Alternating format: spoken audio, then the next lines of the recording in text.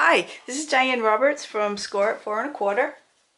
I was asked to show you how I created yesterday's post, which was candy Hershey bar wrappers using the envelope punch board.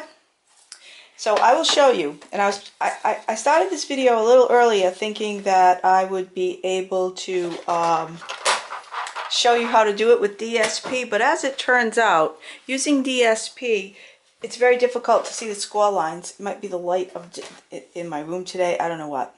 So what we're going to start with is a piece of, I'm going to use plain cardstock. My beautiful raspberry ripple, it's going away. But anyway, I'll start with a piece that is 7.5 by 7.5 inches square. Okay, using a Stampin' trimmer to cut that. After I cut, I always make sure that it's 7.5 by 7.5. Okay. So then we take our envelope punch board and we're going to score first we're going to punch 2 inches and 2.5 inches are our measurements here. The measurements we'll be using. So let me just get this so that you can see a little bit better. Yeah. Maybe if I zoom out a bit, you'll be okay. We're going to be punching and scoring it too. Punch, score. Okay, then at 2.5, punch, score. Whoa, did you see me just go off? I get nervous doing these videos. I'm going to rescore this one so it'll show up better on camera. Okay, then instead of taking the next side, we're going to go all the way over 180 degrees. You'll notice I didn't get the score line all the way to the edge because it wasn't long enough. But we'll take care of that later. So we punched and scored, skip this side, turn 180, and repeat the process. It's a little bit different than we usually do when making an envelope. But you punch at 2 inches and score. And then again punch at 2.5 inches and score. I'm just going wild on this thing today. Unreal. You know why? I'd rather have my tool from my regular Simply Scored. Okay, so we got little messy, but you get the idea. So now on the corners that are not scored, we can follow the usual process where we line up the little pointer on the score line, punch, and score.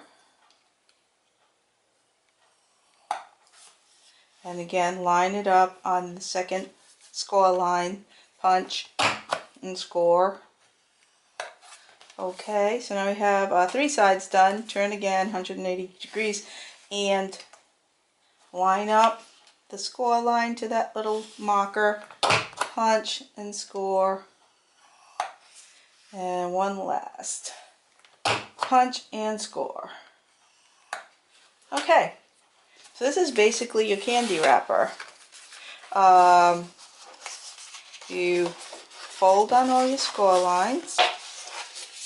If you're using DSP, you probably don't want to use your bone folder, but seeing as we're using cardstock, I will use it just to get the folds in there and to complete the score lines that I couldn't quite reach because of the size of the paper previously. Okay, I'm probably off camera, right? Sorry about that. Okay, so now everything is scored.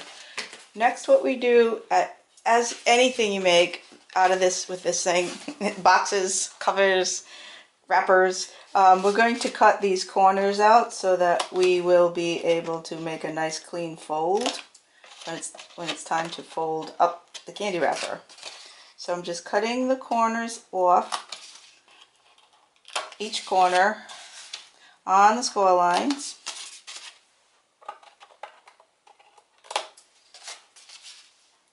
One, two, three, 4.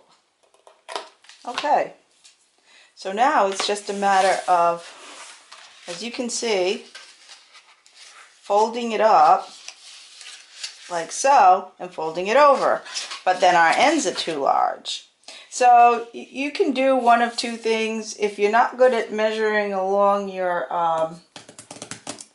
trimmer, you could just make a mark here at 2 inches and cut that off, or you can cut it off using your trimmer, which is generally what I do. I just line up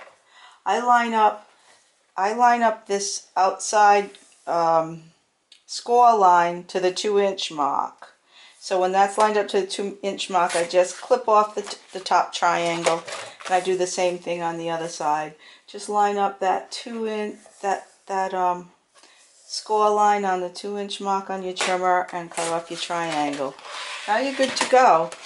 Now it's just a matter of sticking this in and maybe using, you can use whatever you like to use. I'm going to use sticky strip, and hopefully it doesn't give me a real hard time. Sometimes sticky strip can be a nuisance, and sometimes it's the most wonderful thing on earth. So I am just putting a little piece of sticky strip, not all the way up the top, in case the 2 inches was too far. In this case, it wasn't. You don't want your sticky strip to extend beyond where this flap is.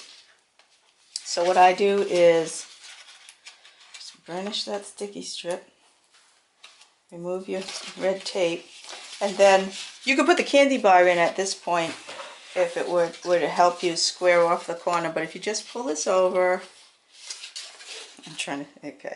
and just square it up, and using your bone folder, you can kind of get it tight.